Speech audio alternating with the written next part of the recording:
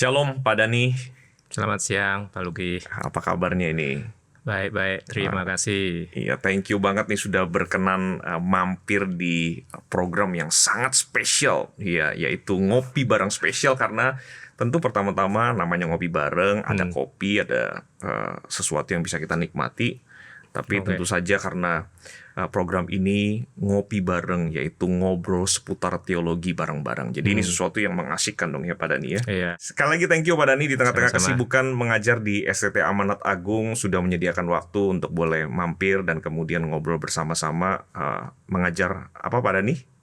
Saya utamanya ngajar studi perjanjian baru, Biblika, tapi kadang-kadang juga ada pengajaran yang lain, tergantung yang diminta juga Ya, sih. biasalah ya, selalu tambahannya. Selalu tambahan. Bisa lebih banyak gitu ya. Selalu lebih banyak sih.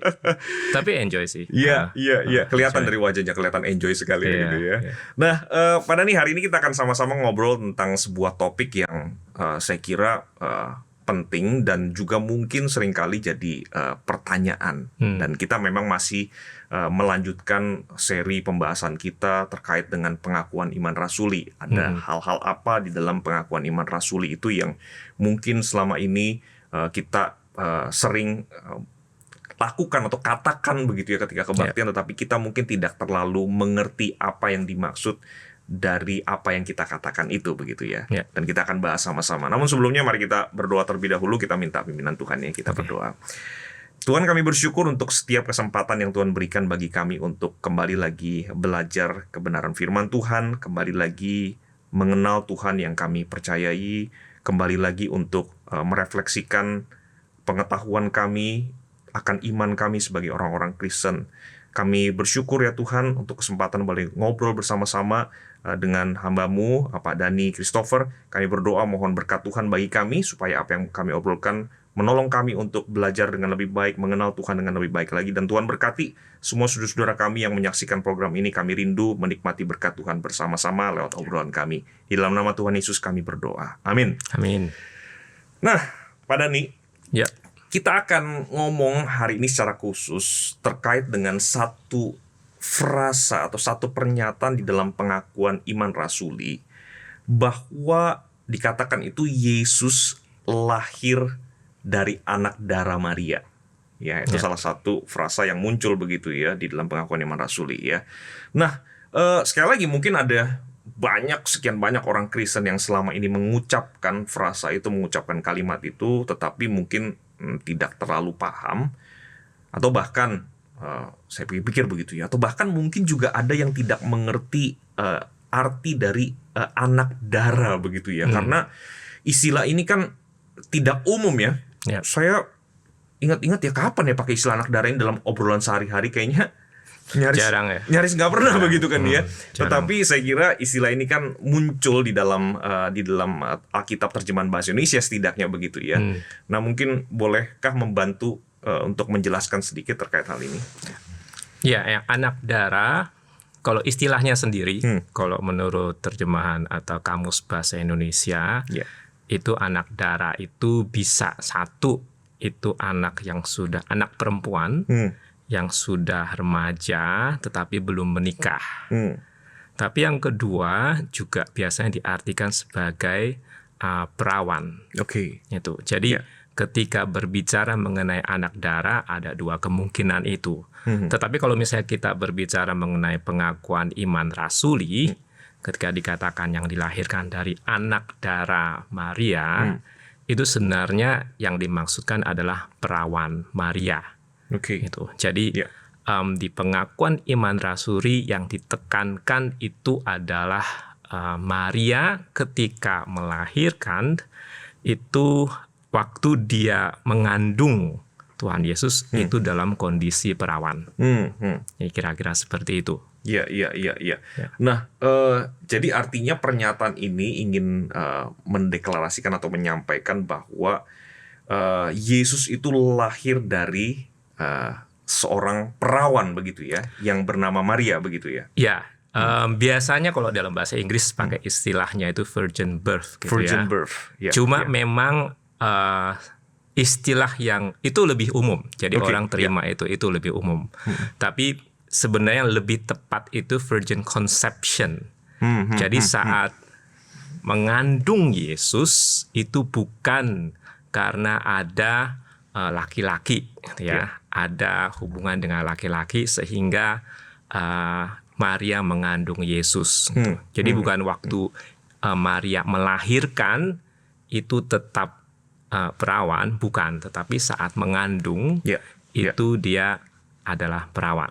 Oke. Nah, ini artinya kan preferensi untuk menggunakan istilah virgin conception instead of virgin birth kan sebenarnya ingin seolah-olah nih ya, dalam pemahaman saya nih Pak Dhani, seolah-olah ingin menarik mundur begitu kan ya, dari prosesnya itu sendiri kan. Kalau kelahiran tuh sepertinya ya itu kan seperti mungkin hasilnya gitu ya, atau step yang terakhir begitulah.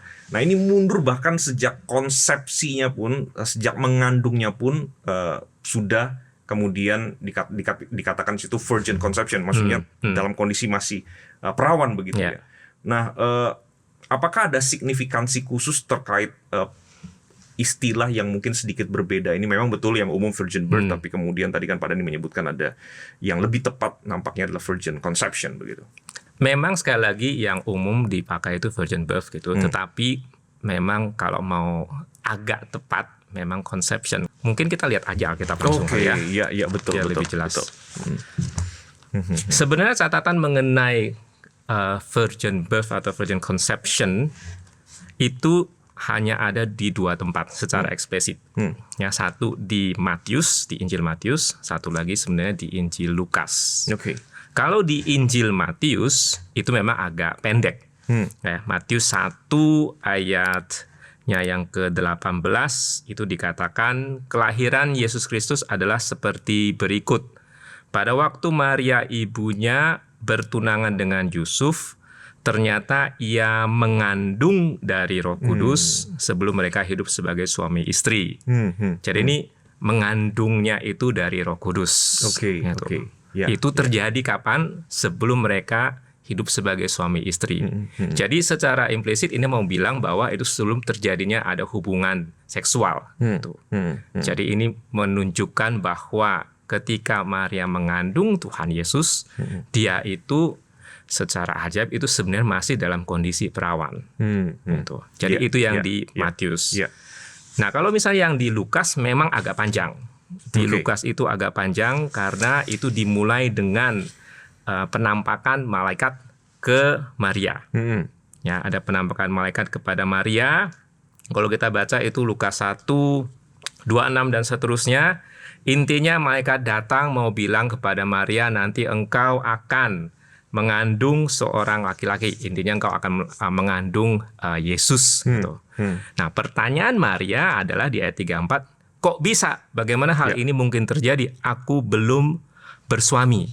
Gitu. Jadi itu satu indikasi, ya, itu satu indikasi bahwa memang Maria belum melakukan hubungan, gitu, masih perawan. Nah, yang lain juga sebenarnya istilah yang dipakai itu perawan juga muncul beberapa kali. Ayat 27, malaikat itu datang kepada seorang perawan yang bertunangan dengan seorang bernama Yusuf. Nama perawan itu Maria. Jadi dari kisah ini 2 kali perawan muncul. Kemudian dari pengakuan Maria sendiri, bagaimana mungkin aku mengandung padahal aku belum mengenal laki-laki atau belum bersuami. Gitu. Jadi ini mau menekankan bahwa nanti Maria akan mengandung Yesus meskipun dia kondisinya masih perawan. Jadi memang kalau mau dibilang istilahnya memang virgin conception gitu. Karena takutnya kalau misalnya virgin birth kan bayangannya adalah ketika Maria melahirkan dia masih tetap perawan gitu. Ya, jadi agak berbeda sedikit. Meskipun paling tidak kalau kita mengerti itu kita bisa mengerti konsep virgin birth secara lebih benar. Oke. Dan toh lagi pula kan berdasarkan apa yang tadi Pak Dhani baca dari Alkitab sendiri begitu ya. Kayaknya penekanan kepada conception-nya itu somehow lebih kelihatan begitu ya. Karena betul. Istilahnya muncul kan pada waktu mengandung dan segala macam yang tadi disebutkan begitu ya.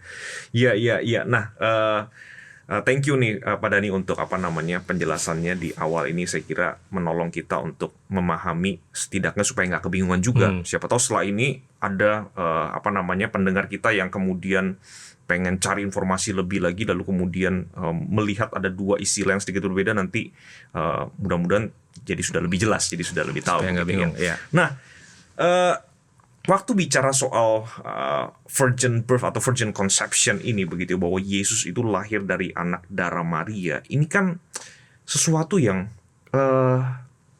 unik begitu ya. Sesuatu yang mungkin karena unik juga menjadi sesuatu yang kayaknya kok susah diterima dengan akal sehat gitu Pak Dhani begitu ya.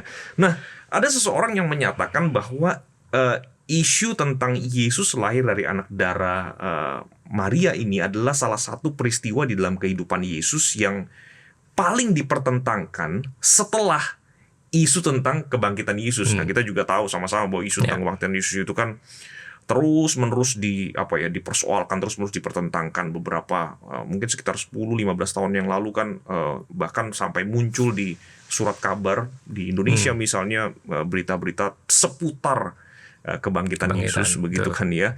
Nah, dan memang betul itu adalah isu yang sulit begitu ya, karena itu juga isu yang unik sekali ya, isu yang tidak gampang dijelaskan dengan akal sehat kita sebagai manusia. Nah, orang ini mengatakan bahwa kelahiran Yesus dari anak darah ini adalah isu yang kedua yang paling dipertentangkan setelah kebangkitan Yesus begitu ya. Nah, saya kira ada kemiripan di sini begitu ya, mengapa dua hal ini, kebangkitan Yesus dan kelahiran Yesus dari anak darah Maria ini menjadi sesuatu yang sulit, menjadi isu yang sulit dan penuh pertentangan begitu ya, atau boleh kita katakan kontroversial begitu kan ya. Saya kira kemiripannya di sini ini kan adalah begini ya Pak Dhani, bagaimana mungkin gitu kan ya, bagaimana mungkin ada seseorang, kalau isu kebangkitan ada seseorang yang bisa bangkit lagi dari kematian dan kemudian tidak mengalami kematian lagi begitu kan ya. Nah, di sini bagaimana mungkin ada seseorang yang lahir tanpa sexual union atau persatuan seksual antara pria dan wanita, suami dan istri begitu ya. Nah, ya mungkin ini lebih bisa diterima begitu ya kalau ini disamakan misalnya dengan sebut saja mitologi Yunani gitu ya, atau mungkin legenda-legenda yang berkembang di berbagai macam budaya begitu ya. Mungkin kita merasa oke lah kalau itu mitologi, kalau itu legenda begitu ya, dibandingkan dengan pengalaman empiris kita sebagai manusia yang butuh penjelasan saintifik mungkin begitu kan ya. Nah, maka saya kira tidak jarang juga isu tentang virgin birth atau virgin conception ini juga menjadi semacam semacam pertanyaan kritis yang dilontarkan kepada orang Kristen. Dan kadang-kadang ya saya harus mengatakan bahwa kadang-kadang dalam pengalaman hidup saya juga pernah mengalami itu ya, itu menjadi semacam sindiran begitu terhadap iman Kristen begitu ya, bermula dari pertanyaan kritis lalu kemudian menjadi sebuah sindiran begitu ya, karena memang ini sesuatu yang kok kayaknya ya itu tadi, bagaimana mungkin, kok kayaknya nggak masuk akal. Nah, ini bagaimana penjelasannya Pak Dhani? Ini kan seringkali kan ketika kita sebagai orang Kristen ya mendengarkan pertanyaan kritis yang semacam ini, kadang-kadang kita itu jadi bisa galau juga ya. Aduh, galau. Ya juga ya, ini kok kayaknya kok kayaknya sesuatu yang nggak masuk akal gitu. Bagaimana begitu? Nah, ini gimana Pak Dhani? Ya sebenarnya itu banyak, ada banyak isunya di sana ya. Dan itu semua isu yang berkaitan dengan apakah ini bisa dipercaya atau tidak, apakah ini benar terjadi atau enggak. Yes. Kita mulai satu-satu ya. Sebagian orang memang mempertanyakan dari dasar pengalaman empiris. Ya, kalau misalnya itu tidak bisa dibuktikan secara empiris, kalau misalnya itu tidak bisa dibuktikan secara ilmiah, ya berarti gimana caranya kita bisa percaya? Gitu. Cuma memang itu isunya nggak cuman sekedar di virgin birth gitu, karena itu kan isu yang berlaku buat semua yang kategorinya kalau misalnya di Alkitab itu supranatural. Ya, jadi memang ketika orang bertanya mengenai kelahiran anak darah ini gimana, kok bisa, sebenarnya itu pertanyaan yang sama juga berlaku buat semuanya. Kita nggak bisa memberikan tanda kutip bukti empiris gitu. Sama seperti ketika kita berbicara mengenai kebangkitan, bukti empirisnya apa? Gitu. Kita nggak ada gitu bukti empiris yang bisa dilihat kasat mata, kemudian bisa diverifikasi. Ya. Jadi biasanya yang bisa kita lakukan adalah kalau misalnya di kebangkitan, dan saya rasa juga bisa berlaku juga di isu mengenai virgin birth ini, itu adalah bukti secara nggak langsung. Gitu. Salah satunya adalah melihat respons dari mereka yang percaya. Oke. Respons dari mereka yang percaya maksudnya apa? Sebenarnya kan kalau misalnya dibilang kalau misalnya ternyata ini bohong nih, nggak benar-benar nih.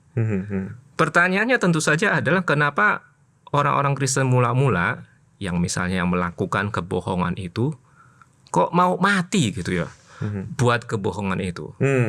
Itu kan sesuatu yang kalau dipikir-pikir ya bodoh juga.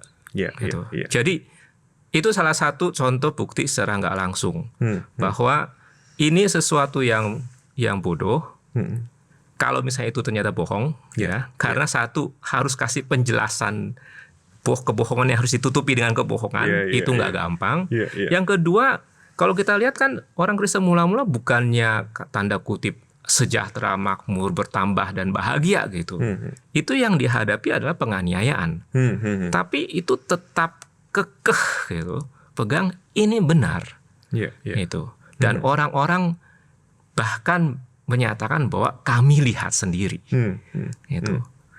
Sampai ketika ada misalnya ancaman dibunuh gitu ya. Tetap kekeh, ya ini benar. Gitu. Jadi itu salah satu bukti tidak langsung yang biasanya bisa dipakai untuk menunjukkan bahwa nggak cuma mengenai mukjizat, nggak cuma mengenai kebangkitan, tapi juga semua yang sifatnya supranatural, termasuk yang virgin birth ini, bahwa memang benar kalau memang kita secara empiris nggak bisa, tetapi bukti-bukti tidak langsung yang lain itu mendukung itu. Nah, itu dari satu sisi. Jadi kalau misalnya pertanyaan mengenai itu sama seperti pertanyaan mengenai bagaimana membuktikan ada Allah dan sebagainya, kita hanya bisa secara nggak langsung. Gitu. Ya betul. Saya kira artinya kan begini kan Pak Dhani ya. Artinya kalau kita percaya bahwa ada yang supranatural yang semacam ini begini ya. Artinya ya memang kita harus terbuka terhadap kemungkinan-kemungkinan yang melampaui pembuktian-pembuktian ilmiah begitu kan ya Pak ya. Dan sekaligus saya kira ini mengajarkan kepada kita bahwa sesuatu yang betul-betul terjadi itu belum tentu sesuatu yang selalu bisa kita buktikan dengan akal sehat kita. Tuh artinya begini kan, kalau akal sehat saya tidak bisa membuktikan, maka pasti itu tidak ada, maka pasti itu tidak terjadi. Wah itu adalah klaim yang saya kira keliru begitu ya, karena ada banyak hal yang dalam dunia ini kita nggak tahu tapi ada begitu kan ya. Itu aja kita harus mengakui keterbatasan kita begitu kan. Artinya akal sehat kita, bukti empiris yang kita pakai untuk menilai sesuatu itu tidak bisa dijadikan standar yang paling tinggi kan dalam hal ini begitu ya. Jadi itu yang satu tadi ya. Jadi kalau misalnya ada orang yang misalnya saya butuh bukti sebukti-buktinya yang sifatnya empiris, ya memang mohon maaf nggak akan bisa gitu, nggak akan bisa memuaskan. Tetapi bukan berarti tidak ada bukti lain. Tidak ada bukti lain, misalnya seperti tadi gitu, secara nggak langsung.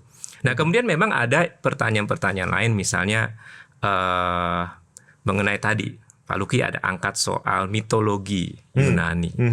Ya, apa jangan-jangan ini berkaitan dengan mitologi Yunani? Tentu saja pertanyaannya apakah di dalam mitologi Yunani, Romawi atau budaya waktu itu ada kelahiran yang modelnya tidak biasa, tidak normal? Ada. Dan cerita-cerita seperti itu tuh banyak. Apakah ada cerita yang berkaitan dengan seakan-akan seorang wanita melahirkan secara perawan? Itu ada cerita seperti itu, seakan-akan ya. Saya pakai istilah seakan-akan dulu karena ada orang-orang yang menganggap bahwa itu buktinya gitu. Tapi kenyataannya nggak sesederhana itu. Contoh, misalnya Kaisar Agustus, ada yang menulis sejarawan gitu yang bilang konon katanya ibunya itu waktu itu sedang datang di dalam kuil, kemudian ada semacam kayak ular gitu datang, kemudian dia nggak sadar, kemudian ketika dia sadar, dia merasa dia melakukan penyucian sebagaimana ketika dia sudah melakukan hubungan, gitu. Dan setelah itu dia mengandung, gitu. Setelah itu dia mengandung, kemudian ada tanda semacam ular di badannya, dan kemudian lahirlah setelah 9-10 bulan lahirlah Agustus. Ada yang berkata bahwa itu contoh dewa, gitu ya, dewa yang istilahnya itu menghamili wanita, manusia. Wanita itu kemudian lahirlah tokoh yang luar biasa Agustus. Gitu. Itu contoh satu. Contoh yang lain juga banyak, gitu ya. Misalnya ada yang mengatakan dewa Yunani Perseus itu salah satu dewa dalam mitologi kuno, itu dianggap yang bunuh Medusa. Itu kemudian dia dianggap sebagai turunannya itu adalah orang-orang Persia. Itu katanya ibunya waktu itu ditaruh di kayak semacam di penjara gitu. Karena kakeknya takut, karena ada nubuatan ceritanya kalau nanti lahir cucunya akan bunuh dia. Jadi supaya dia nggak dihamili, dia taruhlah di kerangkeng, di tempat yang dikunci. Tapi konon dewa Zeus itu datang, gitu ya. Terus gambarannya lumayan ekstravaganza gitu, dalam bentuk golden rain, jadi hujan tapi hujan emas gitu. Dan itulah yang penetrasi ke dalam tubuh si wanita ini. Maka lahirlah Perseus. Gitu. Jadi kisah seperti ini ada, cukup dikenal. Cuman pertanyaannya adalah apakah itu berarti ini ya karena ini kan sejarah cerita tokoh-tokoh gitu ya, pahlawan-pahlawan. Jangan-jangan ini dibuat-buat nih. Betul. Mirip-mirip nih. Betul. Nah, itu bukan berarti orang-orang Kristen sampai sekarang nggak ngeh gitu ya. Itu dari dulu itu udah diketahui dan itu juga banyak penjelasannya. Sederhananya misalnya satu, apakah berarti orang-orang Kristen mula-mula tahu semua cerita-cerita itu? Kemungkinan besar mereka nggak tahu semuanya. Mungkin 1-2 tahu gitu. Apakah mereka niru gitu? Kemungkinan kecil karena kalau misalnya kita lihat paling tidak ada 2 perbedaan. Yang pertama, misalnya ada ya, yang cerita misalnya Zeus. Cerita mengenai Zeus itu banyak. Jadi dia itu sepertinya memang gambarannya apa ya? Suka sama wanita. Gitu. Jadi gambaran cerita mengenai dia kemudian berhubungan dengan manusia, yang wanita, yang cantik, itu banyak ceritanya. Dalam bentuk yang tadi lah, dalam bentuk dia menjadi angsa lah, dalam bentuk menjadi apapun gitu. Jadi cerita-cerita seperti itu yang sebenarnya kalau dipikir-pikir, ini yang nggak bermoral bukan manusianya, ini si dewanya begitu. Betul.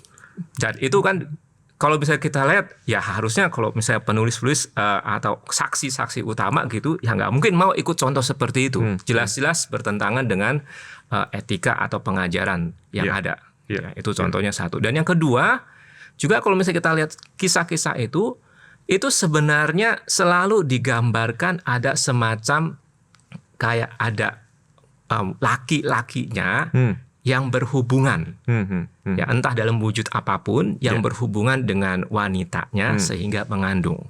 Jadi selalu ada gambaran seperti itu. Somehow gambaran sexual union gitu ya. Iya, selalu ada. Jadi kalau misalnya dimanapun, kalau misalnya kita lihat itu selalu ada. Nah di dalam Alkitab itu nggak diomongin sama sekali. Cuma bilang bahwa kamu akan mengandung oleh Roh Kudus. Udah. Gak dibilang gimana caranya dan sebagainya. Jadi cuma dibilang bahwa oleh Roh Kudus. Jadi nggak ada memang diangkat sexual union itu. Gitu. Jadi nggak pernah diangkat mengenai hal itu. Cuma diangkat bahwa nanti Maria akan mengandung oleh Roh Kudus, oleh kuasa Allah. Udah itu aja. Gitu. Jadi kalau misalnya dibilang apakah sama? Enggak. Ya kalau misalnya dicari sama-samanya ya pasti ada samanya gitu. Tapi ada beberapa hal yang itu berbeda. Dan bedanya itu lumayan kontras. Gitu. Jadi itu yang soal mitologi. Kira-kira seperti itu. Ini menarik juga ini ya, ketika disandingkan dengan mitologi Yunani begitu ya. Ternyata setelah kita mendapatkan gambaran yang lebih detail, lebih akurat, kita langsung bisa melihat perbedaan yang begitu. Tadi cuma 2 saya kira, kalau mau disebutkan lagi mungkin masih Oh, pasti ada kolom bawah. Yang lain-lain begitu. Ada beberapa yang lain juga. Itu aja langsung kelihatan dua kontrasnya begitu ya. Tadi urusan terkait dengan etika moral dan segala macamnya, lalu kemudian terkait dengan tidak adanya sexual union dalam peristiwa Yesus begitu dibandingkan dengan mitologi-mitologi tersebut begitu ya. Nah, jadi saya kira di sini juga penting buat kita untuk pada waktu mendengar hal-hal semacam ini untuk melakukan verifikasi yang mungkin lebih lebih luas begitu ya, membaca lebih banyak, mencari informasi lebih banyak supaya ketika kita dapat gambaran yang lebih lengkap langsung akan kelihatan nih Pak ya. Jadi enggak kemudian sampai membuat kita galau begitu ya terhadap hal ini begitu. Saya setuju sih. Maksudnya kadang-kadang kita tuh mungkin gampang takut ketika ketemu data lain yang kok mirip ya gitu. Dan itu sekarang kan di internet itu macam-macam. Ya mungkin ada dua ekstrim yang harus dihindari memang. Yang satu jangan ditutup-tutupi. Kadang-kadang apalagi kalau misalnya kita yang misalnya ngajar atau hamba Tuhan gitu kan. Aduh, ini gimana nanti jelas udah nggak usah dikasih tahu gitu. Kenyataannya orang kan bisa lihat. Gitu. Tinggal searching tuh pasti ketemu. Betul. Memang ada. Gitu. Jadi terima bahwa itu memang ada dalam mitologi-mitologi yang ada. Tapi di satu sisi nggak perlu takut juga menghadapi bahwa memang fakta itu ada. Jadi di zaman dulu itu memang masalahnya bukan masalah isunya itu cuma ada satu Tuhan menghadapi semuanya, tetapi itu semua orang banyak daerah, banyak tradisi budaya yang klaim ada Tuhannya, ada pahlawannya. Nah, pertanyaannya adalah yang mana yang benar? Gitu. Jadi menghadapi semua itu, kekristenan mau bilang ini loh yang benar. Gitu. Dengan segala bukti-buktinya. Jadi sebenarnya nggak bisa ditutupi juga karena pasti akan keluar. Dan yang kedua nggak usah ditakuti juga karena itu juga yang dialami oleh orang-orang Kristen ketika mereka, apalagi mereka yang katakanlah yang non Yahudi itu kan mereka dibombardin dengan berbagai kepercayaan mitologi Yunani, mereka tahu semua itu. Loh. Jadi katakanlah tanda kutip mungkin virgin birth itu bukan yang sangat unik sekali. Mungkin Yesus bisa melakukan mujizat bukan sangat unik sekali. Mitologi Yunani Romawi banyak gitu. Cuman mereka bisa sampai keputusan ini yang benar. Ini yang benar.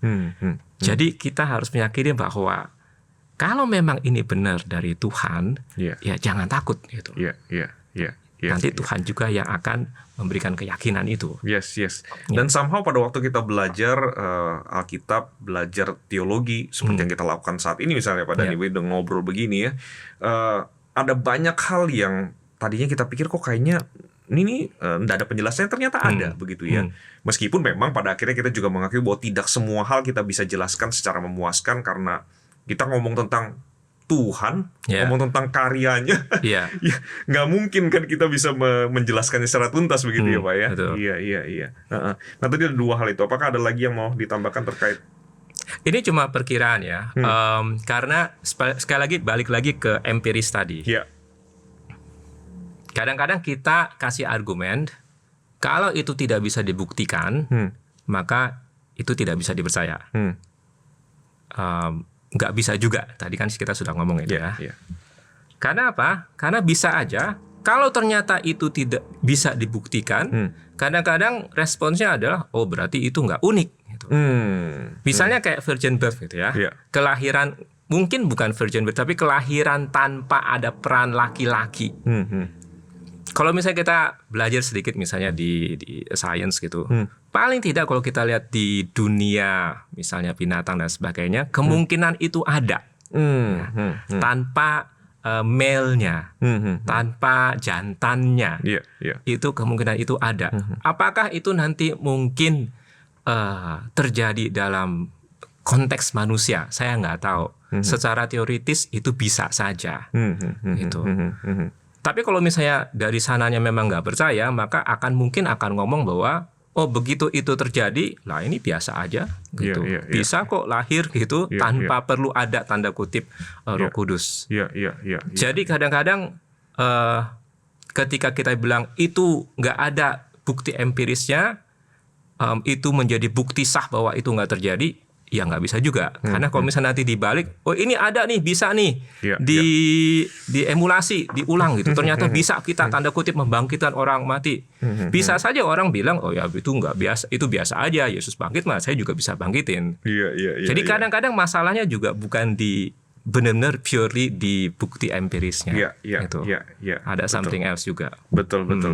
Ya, jadi memang kalau pada dasarnya menolak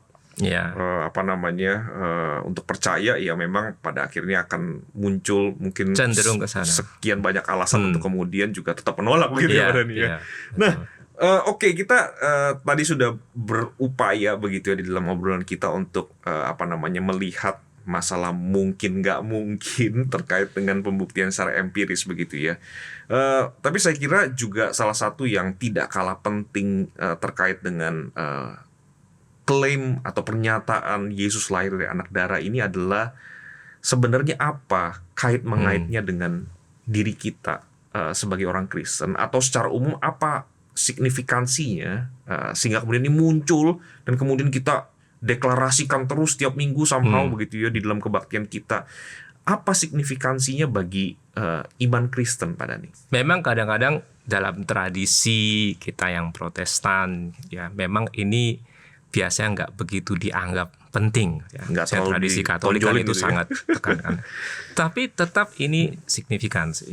Paling tidak kalau misalnya kita mulai dari pengakuan iman rasuli dan kepada Yesus Kristus, anaknya yang tunggal, Tuhan kita, yang dikandung dari anak darah Maria.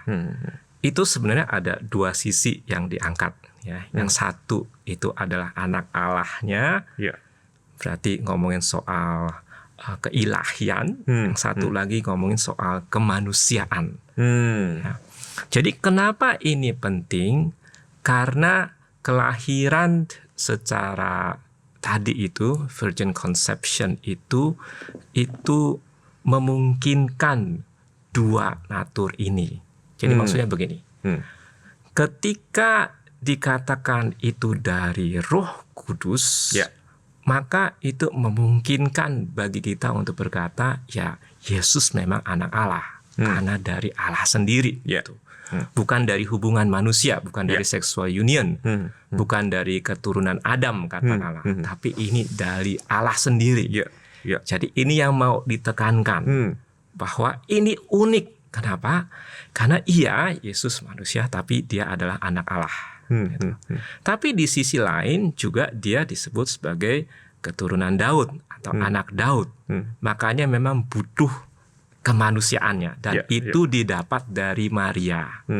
Dan ini juga penting. Kenapa? Salah satunya kalau misalnya kita belajar dalam Alkitab, Yesus itu mengambil rupa manusia tetapi tidak berdosa.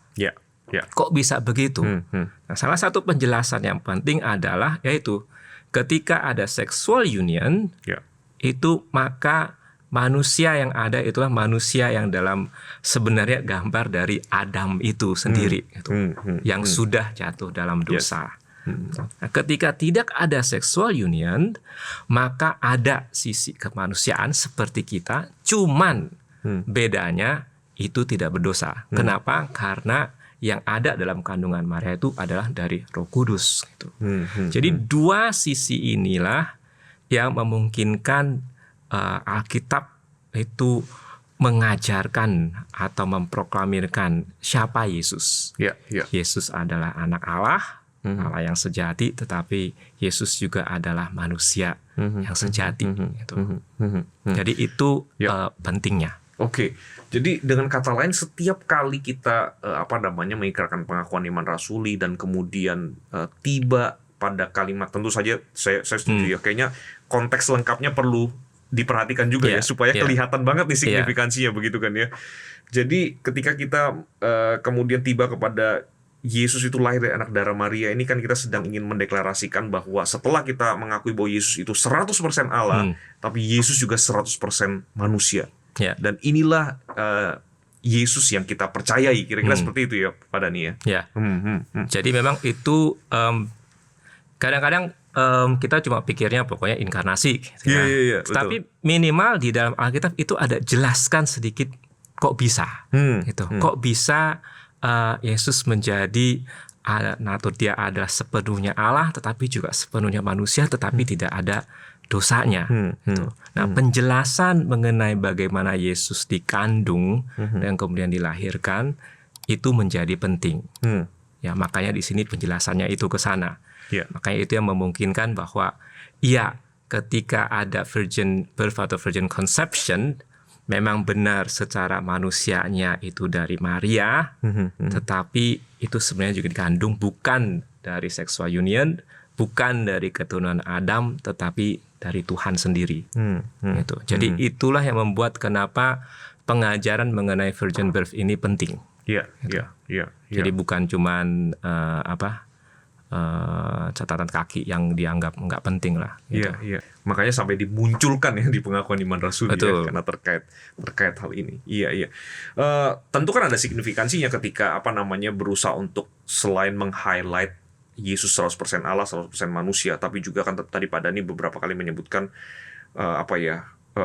rantai dosa turunan, kalau saya boleh pakai istilah itu begitu. Itu seolah-olah kan putus begitu ya. Karena tidak ada sexual union, tidak ada unsur pria di sini, yang pria dalam artian keturunan Adam begitu kan ya.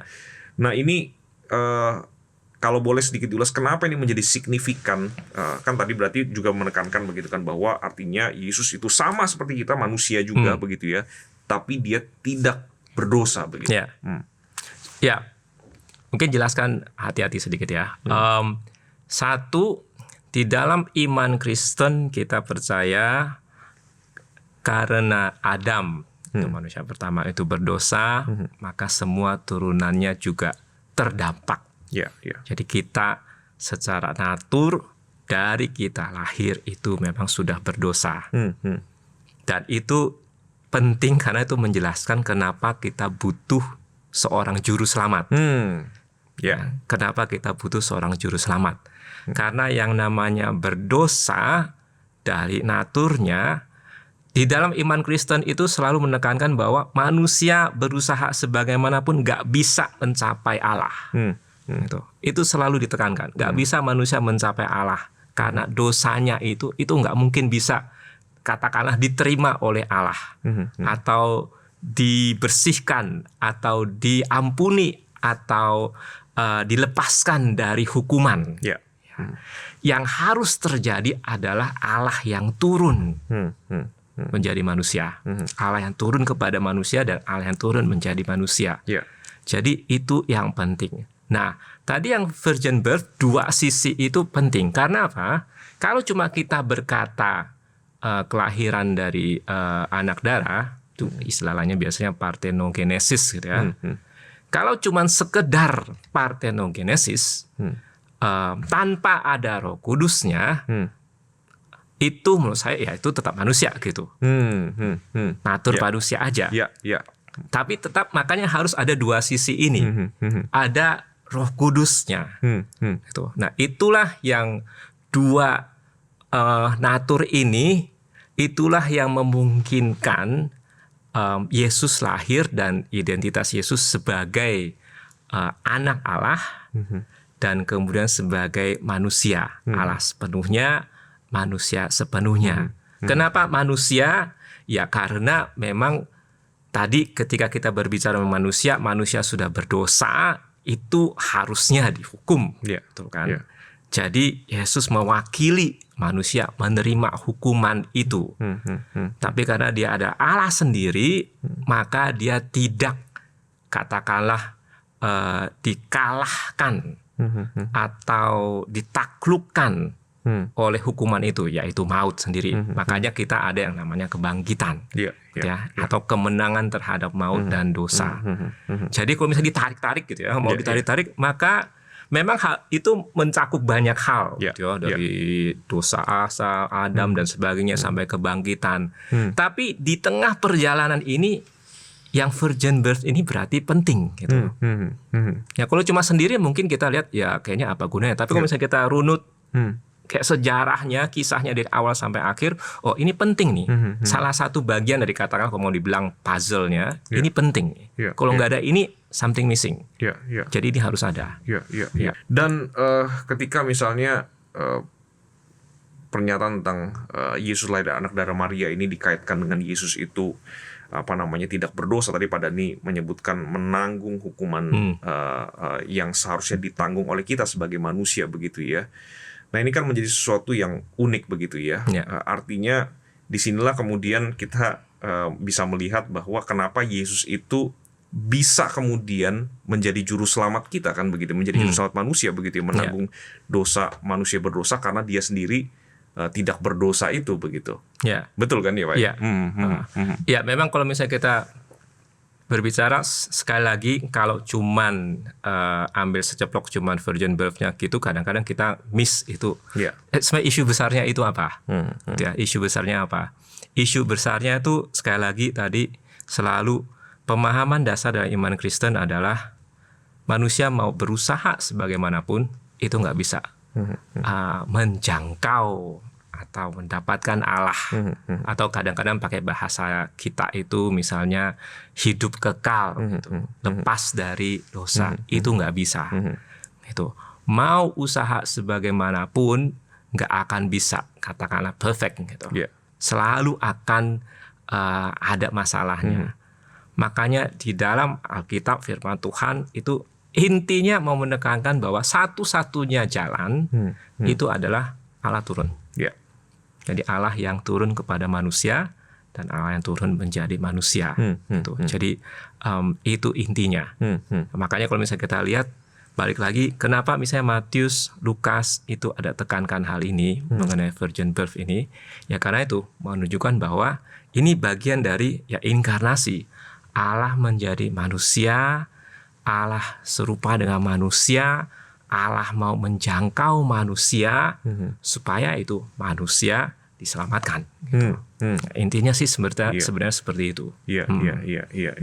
Jadi kalau gitu pada waktu kita belajar tentang virgin birth atau virgin conception ini, sebenarnya kan kita secara khusus kita yang adalah orang Kristen diteguhkan kembali ya bahwa kita adalah orang-orang yang bersyukur, berbahagia ya karena kita kita mengenal Tuhan yang begitu mengasihi kita, yang rela datang untuk kemudian menjangkau kita dan menyelamatkan kita nih Pak Dhani. Ya mungkin memang makanya bahasa yang sering kita pakai itu adalah entah itu kasih karunia atau kadang kita pakai istilah anugerah. Itu kan God's graciousness. Kan? Sekali lagi kalau kita lihat gambarannya itu manusia dengan berbagai cara. Nah, kadang-kadang ya itu menurut manusia ini cara saya untuk supaya lebih baik atau berbuat baik dan supaya diterima Tuhan, ya saya melakukan segala yang baik supaya menjangkau Tuhan gitu. Tapi sekali lagi kalau misalnya kita lihat ya enggak gitu. Tuhan dengan kemurahannya mau turun. Tuhan dengan kemurahannya mau turun. Kemudian Tuhan dengan kemurahannya menyatakan ini loh jalan. Dan gak cuma ini loh salah satu jalan. Ini loh jalan satu-satunya. Percaya kepada Yesus itu sendiri. Percaya dialah yang akan menyelamatkan. Gitu. Dan ini loh Tuhan yang gak cuma menjadi manusia, tetapi juga yang menderita. Mati tanggung dosa, bahkan mati di kayu salib sengsara demi manusia. Tapi ini juga loh Tuhan yang gak ditaklukkan oleh kematian tetapi justru bangkit. Nah kebangkitan Kristus ya, kalau misalnya tarik terus ya, kebangkitan Kristus ya akhirnya menjadi jaminan bahwa tadi kita ngomongin soal bukti ya. Jadi jaminan bahwa kan Tuhan Yesus ngomong, kalau percaya saya engkau akan menerima hidup yang kekal. Ketika engkau mati engkau akan dibangkitkan. Buktinya apa? Ya bukti paling pertama adalah Yesus bangkit. Ya, Yesus sendiri nggak cuma asal ngajar. Kalau misalnya Yesus mengajarkan kemudian Yesus yang nggak bangkit-bangkit, percuma kita nggak usah percaya gitu. Betul. Tapi ketika Yesus bangkit, itulah menjadi bukti awal. Ini yang terjadi, maka sebagaimana yang terjadi dengan Kristus itu juga yang akan terjadi dengan kita. Kita pun akan dibangkitkan dan beroleh hidup yang kekal. Iya.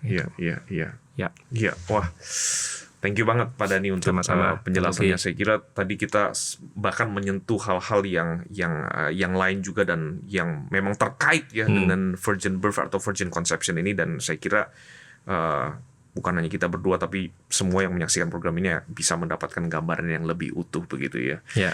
Sekali lagi thank you buat obrolannya. Sama-sama Pak Luki. Moga-moga ini bukan jadi yang pertama dan terakhir tentunya begitu. Ya. Saya menantikan obrolan-obrolan berikutnya. Oke, gak masalah. Ya, mari kita bersama-sama berdoa mengakhiri obrolan kita hari ini ya. Kita berdoa. Terima kasih Tuhan buat apa yang sudah kami diskusikan bersama-sama. Kami rindu apa yang kami boleh obrolin bersama-sama ya Tuhan boleh menjadi bahan perenungan kami secara khusus bagi orang Kristen atau bagi kami yang mungkin menyaksikan program ini tetapi kami belum memutuskan untuk menjadi orang-orang yang percaya kepada Tuhan Yesus. Ya Tuhan, biarlah apa yang sudah kami dengarkan bersama-sama ini ya Tuhan boleh menolong kami untuk melihat kebenaran yang sejati yang ada di dalam Engkau Tuhan Allah yang kami sembah. Terima kasih Tuhan untuk hamba-Mu Pak Dhani, mohon berkat-Mu selalu untuk hamba-Mu dan keluarga dalam kehidupan dan khususnya pelayanan mengajar di STT Amanat Agung. Kami bersyukur kepada-Mu di dalam nama Tuhan Yesus. Amin. Amin. Thank you. Sama-sama Pak Luki.